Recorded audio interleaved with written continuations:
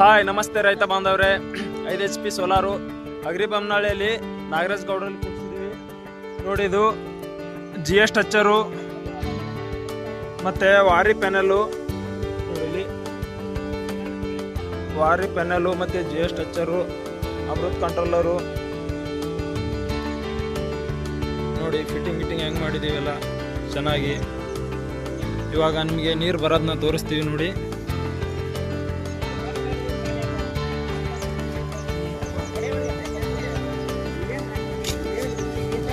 ನೋಡಿ ಇದಾಗತ್ತ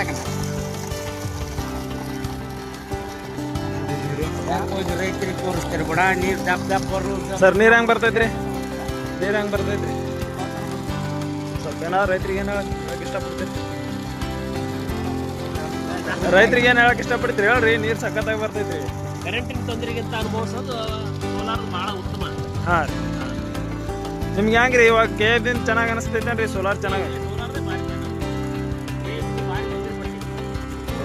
ಕರೆಂಟಿನ ತೊಂದರೆ ಭಾಳ ಐತಿ. ಅಂದರೆ ಸೋಲಾರ್ ಹಾಕೋದು ಚೆನ್ನಾಗಿರ್ತೈತಿ ರೀ ರೈತರಿಗೆ. ಬೆಳಗ್ಗೆ 7 ಸ್ಟಾರ್ಟ್ ಆಗುತ್ತೆ, ಸಾಯಂಕಾಲ 7 ಗಂಟೆ 6 ಗಂಟೆ ನಮಗೆ